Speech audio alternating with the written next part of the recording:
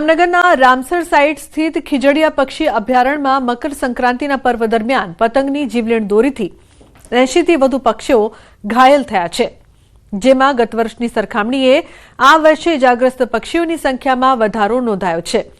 પતંગબાજીના ઉત્સાહ વચ્ચે રસ્તાઓ, ઝાડ અને વીજળીના થાંભલાઓમાં ફસાયેલા દોરા અબોલ પક્ષીઓ માટે સજારૂપ સાબિત થઈ રહ્યા છે, જેના કારણે વાસી ઉત્તરાયણની બપોર સુધીમાં વિવિધ પક્ષીઓ ગંભીર રીતે ઇજાગ્રસ્ત હાલતમાં મળી આવ્યા છે।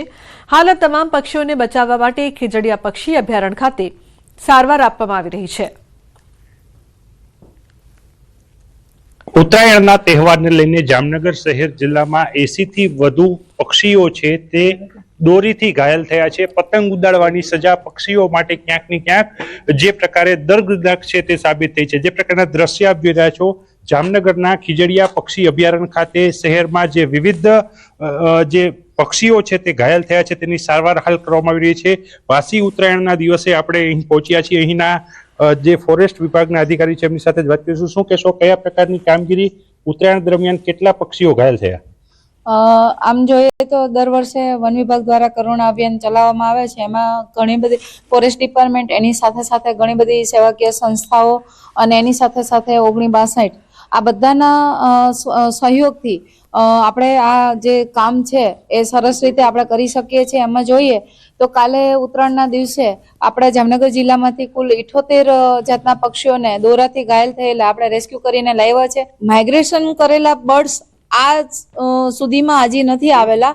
આપણા જે પક્ષીઓ અત્યારે આવ્યા છે રેસિડેન્ટ છે અને લોકલ માઇગ્રેટરી બર્ડ છે, એ જ આપણે અહીંયા રેસ્ક્યુમાં આવેલા છે।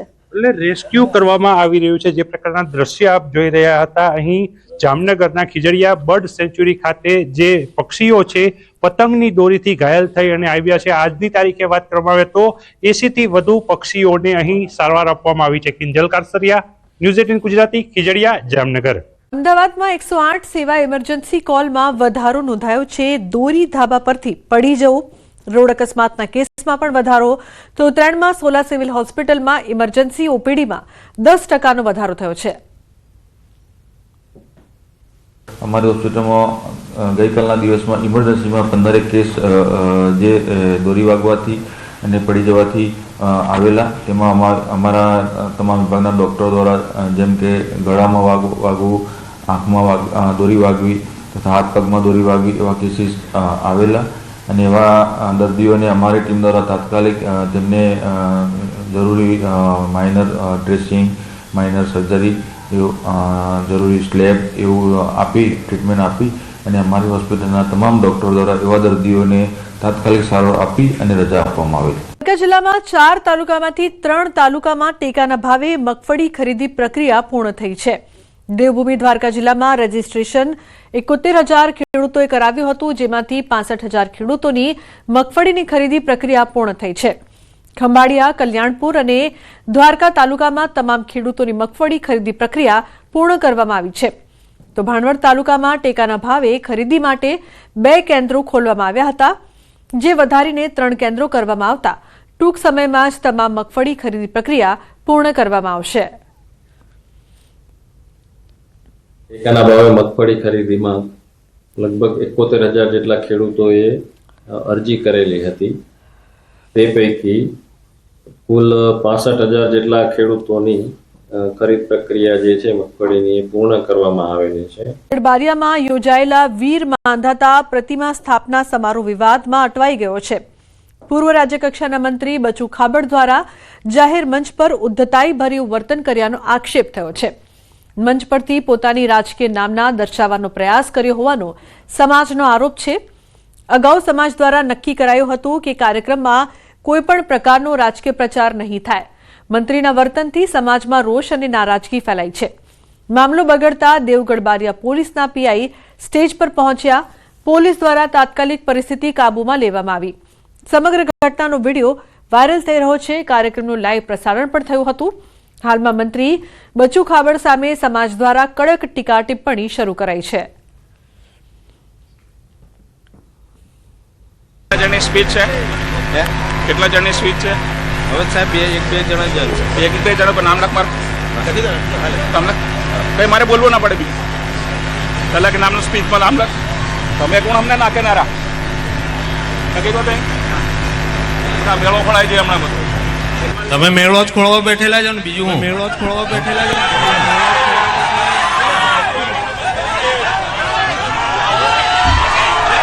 ભાઈ આ કોળી સમાજનો મેળાને જો કોઈ અસર કરવા માંગતું હોય તો હું વિનંતી કરું છું કે કોળી સમાજ માટે આ ભેગું કરેલું છે, અમે રાજકારણ માટે નહીં. નગરમાં જ્વેલર્સની દુકાનમાં ચોરીની ઘટના બની છે. ધ્રોલમાં જ્વેલર્સની દુકાનમાં ચોરીનો બનાવ. દુકાનની પાછળ દિવાલ તોડી ચોરીને અંજામ આપ્યો. ધ્રોલ નગરપાલિકા સામે આવેલા તુલજા ભવાની જ્વેલર્સમાંથી સોના ચાંદીના દાગીના સહિત કુલ 17,58,000નો મુદ્દામાલની ચોરી કરવામાં આવી છે. જ્વેલર્સના માલિક પ્રકાશ ભિંડીએ પોલીસ ફરિયાદ નોંધાવી છે. ફરિયાદ નોંધાતાની સાથે ધ્રોલ પોલીસ અને જામનગર એસઓજી પોલીસ ઘટના સ્થળે પહોંચી છે.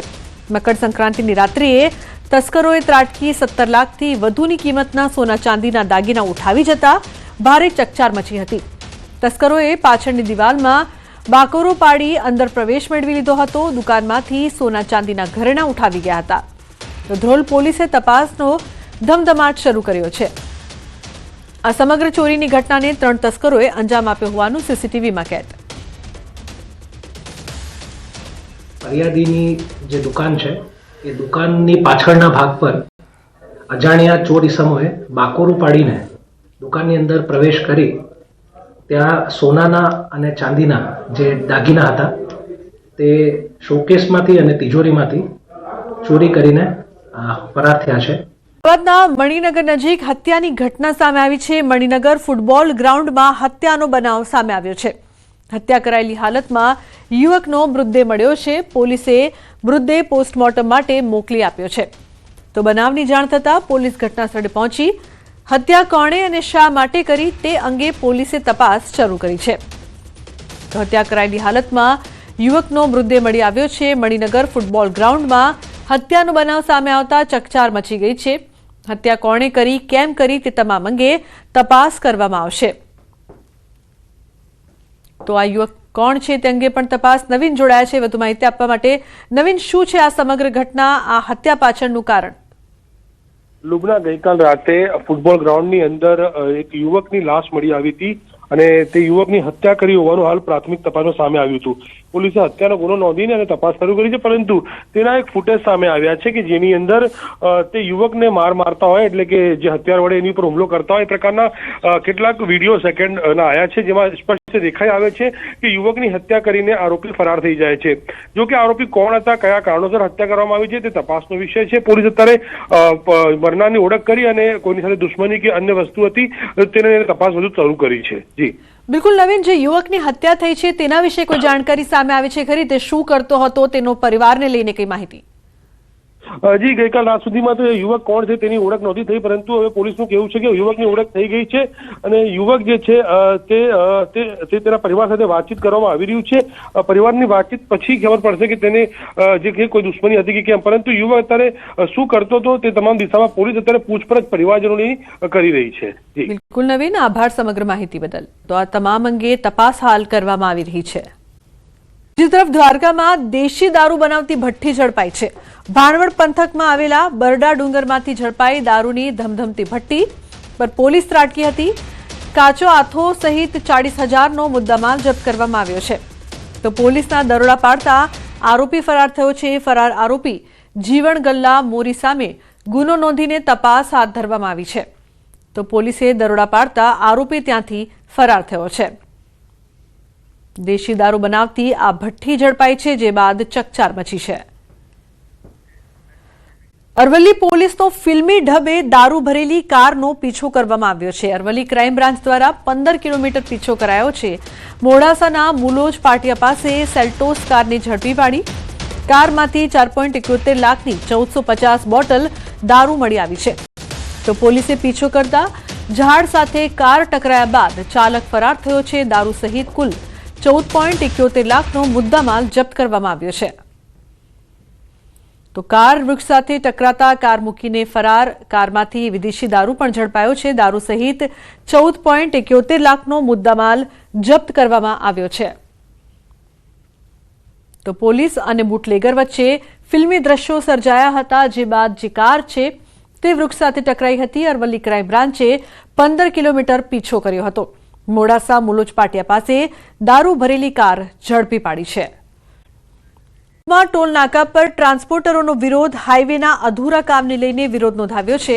પ્રોજેક્ટ પૂરો થયા વગર ટોલ ટેક્સ વસૂલવામાં આવી રહ્યો છે, જેનો ટ્રક માલિકોએ વિરોધ નોંધાવ્યો છે. રસ્તાની ગુણવત્તા અને અધૂરા બ્રિજને લઈને અનેકવાર રજૂઆત કરવામાં આવી છે. સૂત્રોચ્ચાર કરી ટ્રક માલિકોએ વિરોધ નોંધાવ્યો છે. જીઆર ઇન્ફ્રાસ્ટ્રક્ચર કંપની દ્વારા જે કામ કરવામાં આવ્યું છે એની ગુણવત્તા એકદમ ખરાબ છે. જે વારંવાર રોડ અનેકો વખત આ તૂટી ગયેલા છે, જેના સાક્ષી કલેક્ટર સાહેબ પણ ખુદ પણ પોતે ઘણી વખત બોલેલ છે કે ભાઈ આ રોડની કામગીરી નબળી છે અને એને ટકોર પણ કરેલી છે. છતાં પણ અહીંયા લોટ પાણીને લાકડા ભેગા કરી અને જેમ તેમ અત્યારે વરસાદની સિઝન નથી એટલે ખાડા અત્યારે તાત્કાલિક પડવાની એની સંભાવના નથી, જેના કારણે એને અત્યારે એ મોસમ જોઈને ટોલ નાકો એને શરૂ કરી દેવામાં આવ્યો છે. પછી એકદમ ગેરવ્યાજબી છે. એનું કારણ છે કે હજી રોડનું કામ સંપૂર્ણપણે પૂર્ણ થયેલું નથી. 100% રોડનું કામ પૂરો થાય પછી જે ટોલ વસૂલવામાં આવે એવી અમારી માગણી લઈને અમે અહીંયા ટોલ બૂથે આજે વિરોધ કરવા આવ્યા છીએ. તો હાઈવેના અધૂરા કામોને લઈને વિરોધ થઈ રહ્યો છે. કુકમા ટોલ નાકા પર ટ્રાન્સપોર્ટરો દ્વારા વિરોધ કરવામાં આવી રહ્યો છે. ટ્રાન્સપોર્ટરો જે છે તે વિરોધ કરી રહ્યા છે. છેલ્લા લાંબા સમયથી હાઈવેનું જે કામ છે તે અધૂરું જોવા મળી રહ્યું છે. સૂત્રોચ્ચાર કરી ટ્રક માલિકોએ વિરોધ નોંધાવ્યો છે. ઉલ્લેખનીય છે કે તકલીફ થઈ રહી છે તમામ લોકોને, ખાસ કરીને આ હાઈવે પરથી પસાર થતા લોકોને હેરાનગતિ થઈ રહી છે. મેહુલ જોડાયા છે વધુ માહિતી આપવા માટે. મેહુલ, જે પ્રકારથી હાઈવેના અધૂરા કામને લઈને વિરોધ થઈ રહ્યો છે, શું વધુ માહિતી? જી, ચોક્કસથી વાત કરી તો લાંબા સમયથી ટ્રક માલિકોની આ માંગણી હતી કે હાઈવેના જે કામ અધૂરા છે તે પૂર્ણ થયા બાદ જ છે તે ટોલ નાકા છે તે શરૂ કરવામાં આવે. ત્યારે આજે છે તે કુકમા ટોલ નાકો શરૂ કરી દેવામાં આવતા જે ટ્રાન્સપોર્ટરો છે તે સ્થાનિકે પહોંચ્યા હતા અને નેશનલ હાઈવેના અધૂરા કામને લઈને વિરોધ છે તે નોંધાવવામાં આવ્યો હતો. મોટી સંખ્યામાં જે ટ્રક માલિકો અને ડ્રાઈવરો છે તે મળી અને વિરોધ નોંધાવ્યો હતો અને રસ્તાની ગુણવત્તા અને જે રસ્તામાં અધૂરાશો છે તે પૂર્ણ કરવામાં આવે તેવી માંગ કરવામાં આવી હતી. જી બિલકુલ મેહુલ, આભાર સમગ્ર માહિતી બદલ. સુરતના સચિનની વિસ્તારની ઘટના. પતંગ ચગાવતા સગીરાનું મોત નીપજ્યું છે. 16 વર્ષની દીકરી પતંગ ચગાવતા ચોથા માળથી નીચે પડી હતી. 108ની મદદથી સુરત સિવિલ હોસ્પિટલ લઈ આવવામાં આવ્યા હતા. ડોક્ટરોએ ચેક કરીને મૃત જાહેર કરી. પીએમ રૂમમાં એની લાશ મૂકવામાં આવી તો તબીબોએ સગીરાને મૃત જાહેર કરી હતી.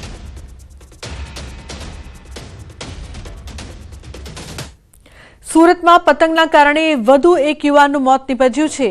વેસુ વિસ્તારમાં બાઇક પર ઘરે જઈ રહેલા યુવકનું મોત નીપજ્યું છે. પતંગની દોરીથી ગળાના ભાગે ગંભીર ઈજા પહોંચી હતી. યુવકનું હોસ્પિટલમાં સારવાર દરમિયાન મોત નીપજ્યું તો પરિવાર પર શોકનું મોજું ફરી વળ્યું છે. પતંગની દોરીથી વધુ એક યુવકનું મોત નીપજ્યું છે. વેસુ વિસ્તારમાં બાઇક પર જતા સમયે અકસ્માત સર્જાયો. ગળાના ભાગે ગંભીર ઈજા થતા સારવારમાં મોત.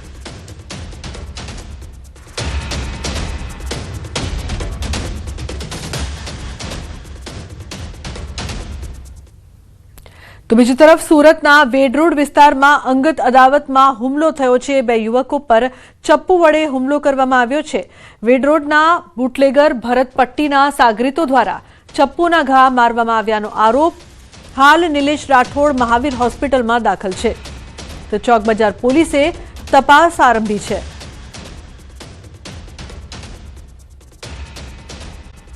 પતંગની દોરીના કારણે એક જ પરિવારના 3 લોકોના મોત નીપજ્યા છે. જિલ્લાની બ્રિજ પર બાઇક પર જતા પિતા પુત્રીનું મોત, સારવારમાં માતાનું પણ મોત નીપજ્યું. દોરી વાગતા એક જ પરિવારના 3 લોકોના મોત. પરિવારમાં શોકનો માહોલ. બ્રિજ પર પતંગની દોરી આવી જતા અકસ્માત સર્જાયો હતો તો પિતા બાઇક પરથી નીચે પટકાયા હતા. બાઇક બ્રિજ નીચે પાર્ક કરેલી રિક્ષા પર પડી હતી. માતાને ગંભીર હાલતમાં ખાનગી હોસ્પિટલમાં ખસેડાયા હતા. જિલ્લાની બ્રિજ પર પતંગની દોરી આવી જતા અકસ્માત. કીર્તિશ જોડાયા છે વધુ માહિતી આપવા માટે. કીર્તિશ, શું વધુ વિગત સમગ્ર મામલે? બિલકુલ લુપના, જે પ્રકારે ઉત્તરાયણ ચાલી રહી છે અને ઉત્તરાયણને કાતિલ દોરી જીવલેણ સાબિત થતી હોય છે ત્યારે એક જ પરિવારમાં 3 લોકોના મોતને લઈને પરિવાર સાથે સમગ્ર વિસ્તારમાં શોકનું મોજું પડી વળ્યું છે. કારણ કે ગઈકાલે જિલ્લાની બ્રિજ પરથી એક જ પરિવારના પિતા પુત્રી અને માતા પસાર થઈ રહ્યા હતા. તે સમયે પતંગની દોરી આવી જતા પિતા 30 ફૂટ ઉપર બ્રિજથી નીચે રિક્ષા ઉપર પડ્યા હતા, જેને લઈને પિતા અને પુત્રીનું ઘટના સ્થળે જ મોત થયું હતું. જ્યારે માતાને ગંભીર ઈજા થતા તેમને સારવાર અર્થે ખાનગી હોસ્પિટલમાં ખસેડવામાં આવ્યા હતા. ત્યાં ગઈકાલે મોડી રાત્રે ઘટના બની હતી. ગઈકાલથી આજ દિન દરમિયાન સારવાર બાદ આજે માતાએ પણ જીવ છોડી દીધો છે. એટલે કે એક જ પરિવારમાં 3 લોકોના મોતને લઈને ઉત્તરાયણ એક જ પરિવાર માટે જીવલેણ સાબિત થઈ છે. બિલકુલ કીર્તેશ, ખૂબ જ દુઃખદ ઘટના. આભાર સમગ્ર માહિતી બદલ. તો જે પ્રકારથી ઉત્તરાયણ છે તે આ પરિવાર માટે જીવલેણ સાબિત થઈ. ગુજરાત પ્રદેશ NSUIની ટીમે ગિરીશ ભીમાણીનું મોં કાળું કરી પ્રતિકાત્મક વિરોધ વ્યક્ત કર્યો છે. NSUIના કાર્યકરોનો આક્ષેપ છે કે કોલેજ ટૂર દરમિયાન ગિરીશ ભીમાણી દ્વારા એક વિદ્યાર્થીની સાથે છેડતી કરવામાં આવી હતી, જેને લઈને કડક કાર્યવાહીની માંગ કરવામાં આવી હતી. NSUIએ રાજકોટમાં ગિરીશ ભીમાણી વિરુદ્ધ ઉગ્ર સૂત્રોચ્ચાર કર્યા હતા, તેમજ તેમનું પૂતળું દહન કરીને વિરોધ પ્રદર્શન પણ કર્યું હતું. તો પૂર્વ કુલપતિ ગિરીશ ભીમાણી વિરુદ્ધ પ્રદર્શન કરવામાં આવ્યું છે. સાથે જ વિરોધ વ્યક્ત કરવાની સાથે વિદ્યાર્થીની સાથે છેડતી કર્યાનો NSUIનો ગંભીર આક્ષેપ છે. NSUI દ્વારા ઉગ્ર વિરોધ પ્રદર્શન પણ કરવામાં આવ્યું છે. તો સૌરાષ્ટ્ર યુનિવર્સિટી પૂર્વ કુલપતિ વિરુદ્ધ પ્રદર્શન કરવામાં આવી રહ્યું છે.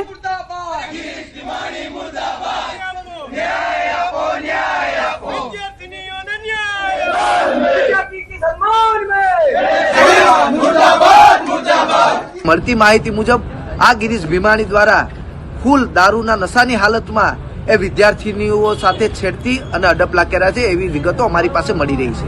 ત્યારે ગુજરાત NSUI દ્વારા આજે જે સંસ્થા સાથે જોડાયેલા છે, પોતાની કોલેજ છે, એ કોલેજની બહાર ગિરીશ ભીમાણીનું પુતળું બાળી અને આજે NSUI દ્વારા વિરોધ પ્રદર્શન કરી રહ્યા છે.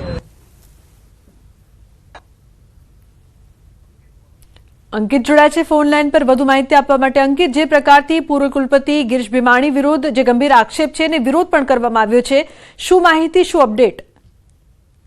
ચોક્કસ લુબના વાત કરવામાં આવે તો ગિરીશ ભીમાણી કે જેઓ સૌરાષ્ટ્ર યુનિવર્સિટીના પૂર્વ કુલપતિ છે અને સાથોસાથ તેઓ થોડાક સમય પૂર્વે જે અમરેલીની જે જિલ્લા વિદ્યાસભા આવેલી છે તેના નિયામક તરીકે ફરજ બજાવતા હતા. જો કે 13 જાન્યુઆરી 2026ના રોજ તેમને પોતાના ફરજ ઉપરથી મુક્ત કરવામાં આવ્યા છે.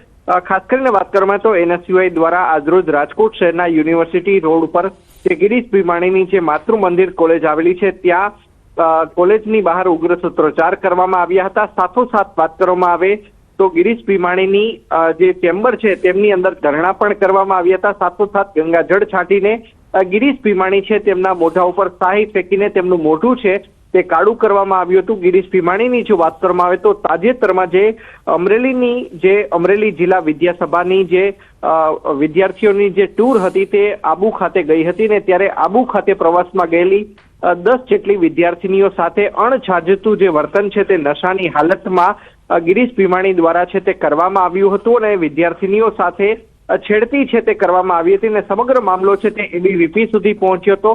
ત્યારે ABVP દ્વારા છે તે સમગ્ર મામલો છે તે ઉજાગર કરવામાં આવ્યો હતો. ત્યારે સમગ્ર મામલે અમરેલી સિટી પોલીસ સ્ટેશનના જે PI છે તેમનું પણ DK વાઘેલા તેમનું પણ નિવેદન સામે આવ્યું છે કે જો કોઈ લેખિત છે તો 0 નંબરથી જે ફરિયાદ છે તે નોંધવામાં આવશે અને ફરિયાદ છે તે આબુ પોલીસને ફોરવર્ડ છે તે કરવામાં આવશે. જી